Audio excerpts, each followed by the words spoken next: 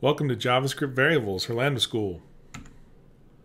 In this objective, we're going to be talking about using let, const, var, and demonstrating their differences. Before we get started on the bigger stuff, we got to learn the basics. Anatomy of a variable. We got a simple one here. Var, my var, assign the value of an example string. Let's talk about this first part. This is called a declaration. Var, let, and const have different abilities, and we're going to go way deeper into that in a second. First, let's look at the next part, my var. My var is an identifier. It must begin with a letter. It is case sensitive. Notice how I've got the capital V there. This is called camel casing and is very common in JavaScript. Be descriptive if you can when you're writing your variables. Nobody likes to see a one-letter variable when they're working on things.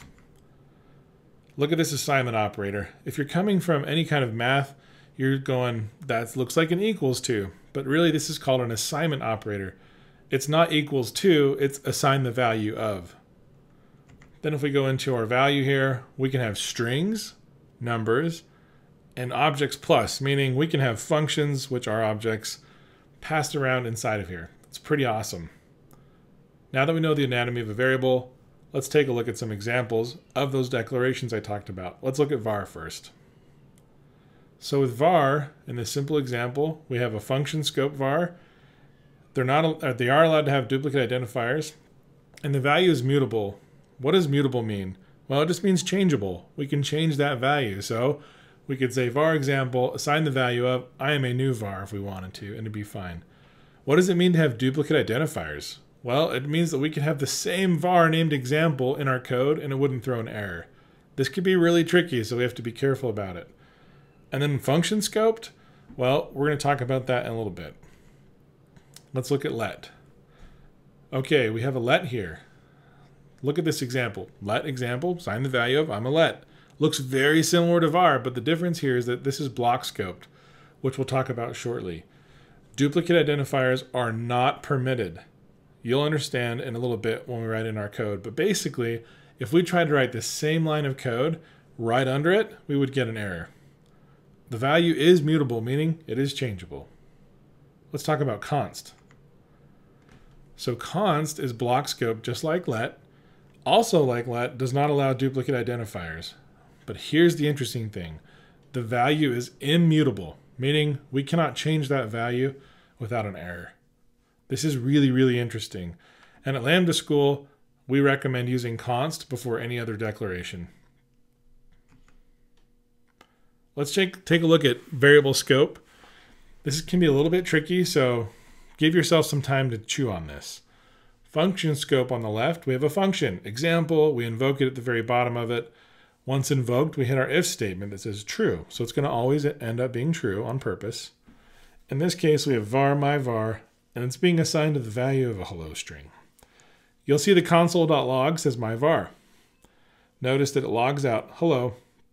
This is valid code. Now let's take a look at block scope and see the difference. We've got the same exact setup, but inside of our if statement, now we've got a let. Let, my let, assign the value of hello.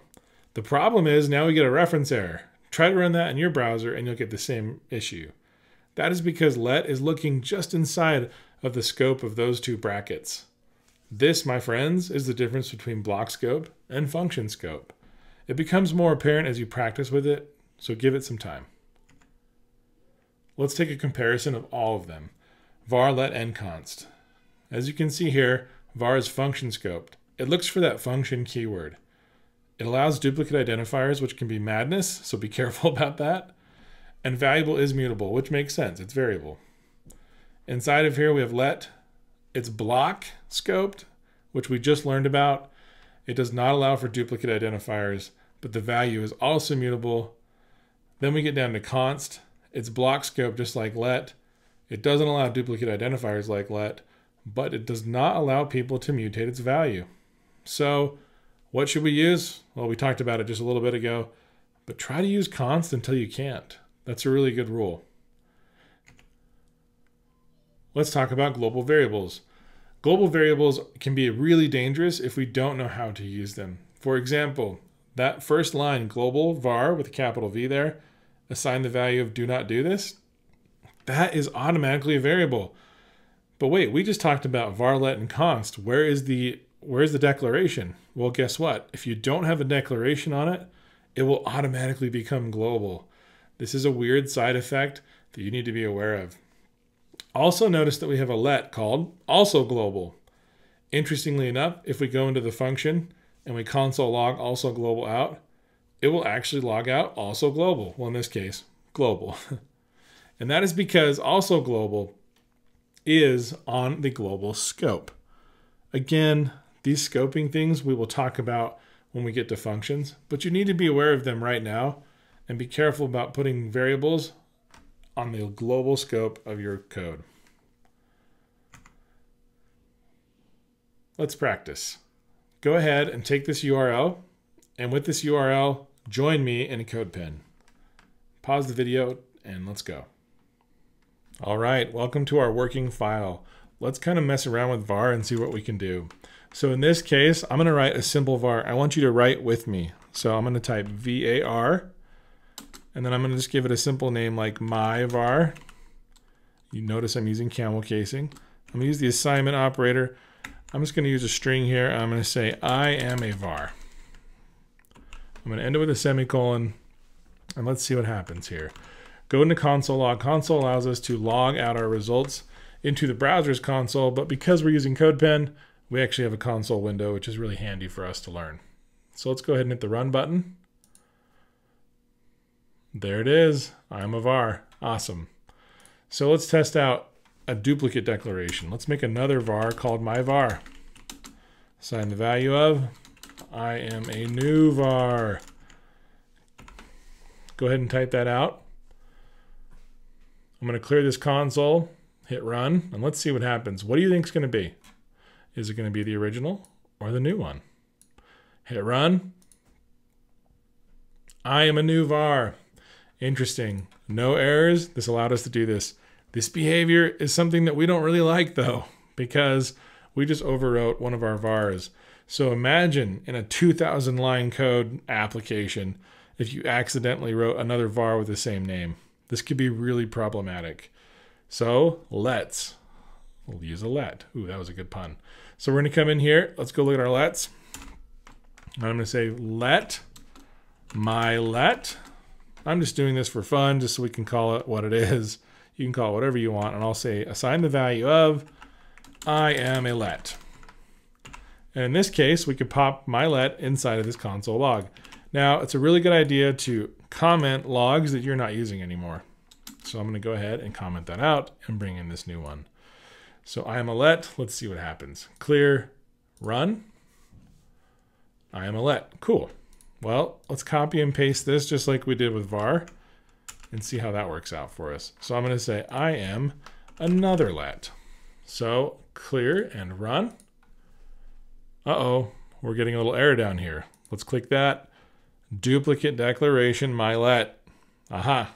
Duplicate declarations are not permitted. This is really good though, because it'll prevent us from making human errors, because we are human, and we will make mistakes. So let's allow us to prevent those mistakes by stopping us from having duplicate declarations. Pretty awesome.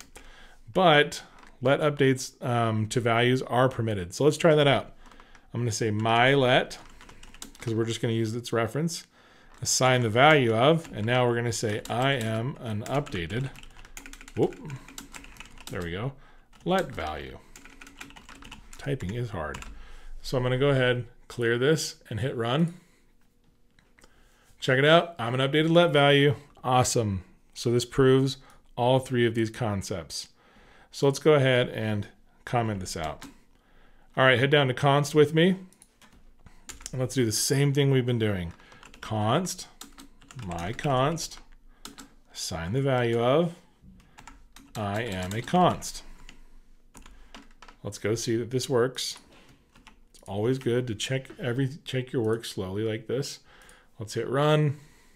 I'm a const, looking good. So now let's try the next thing. Let's do a duplicate declaration of const. And I'll just say I am a new const. Clear it, run it. We get the same error that we got with let, so we verified that. So for our last piece that's different than let, let's take off our identifier there, or our declaration, I should say. And now that we're just going to reassign this, let's go ahead and clear this out and try to run it. Nothing's showing up here. Seems like it's fine, but if we look under the hood, because CodePen does not show certain errors, you can see here, type error, assignment to constant variable. This is not allowed. So this prevents us from even updating our value. Now you might be wondering, wait a second, I thought the whole point of variables was that they are indeed variable. Well, but that's not always the case. Sometimes in our apps, we want to have a constant value that we can reference multiple times. So consts are a great choice for that. And because of that, again, I repeat again, we recommend you use const until you can't. All right, let's go take a look. I'm going to go ahead and comment this last one out. Let's take a look at our function and block scope example. So I'm going to go ahead and uncomment the bottom part of this function here. Go ahead and join me in doing that. By the way, I'm doing that with a control or command slash, / next to the shift key. Otherwise, you'd have to go through and manually do it all, and that'd be awful. So in this case, I've got my function that's being invoked down here. I've got an if statement with a block of code inside of it. And then I've got some console logs on the outside of that block. Notice that the function keyword is stopping our block of code from going out. So notice that functions still have a block of code. But what's really interesting here is we're going to go look at this if statement and see what happens. So I've got a little comment here saying block scope here. And so let's look at let scope. Let scope. Yes, we can use let, just a string. And then var says var scope. Yes, we can use var. So basically what I want to do here is prove, does function scope and let scope, do they make sense? How can I use them? And so I'm going to try to console log inside of my block scope first. And then I'm going to console log in my function scope second. Let's see what happens. Hit run. Look at that. So this one says, can we access let here? And then passes in the variable reference here. Can we access let here? Yes, we can use let. Okay, cool. Next, can we use var here? Can we use var here? Yes, we can use var here. Awesome. So we've proven that our block scope works for both var and let. But let's go out to our function scope that's outside of this block of code here. Notice when I say block of code, I mean these curly braces. So function scope here says console.log. Can we access var in function scope? Yes, we can. But interestingly enough, our final piece here, can we access let in function scope? And it doesn't even show up. So if we were to inspect the console here to see if what's going on, we would see let scope is not defined. Interesting. So again, we can see that lets are not function scoped.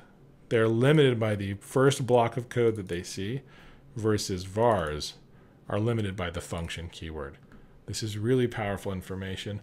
And another reason why we probably shouldn't use var, because there are other instances like for loops that are not function scoped where we might use a var. So keep that in the back of your head that you probably only want to use let and const if you're using modern browsers. All right, now that we feel really good about function and block scope, let's move on to a variable challenge I have for you. Each one of these challenges kind of addresses the concept of should I use a let or a const here? And spoiler alert, none of these need var. As you come to the bottom, we've got a little scoping exercise for you. And then I've got a potential solution so you can check your work. That's it, guys. I hope it was a lot of fun, and I'll see you in the next one.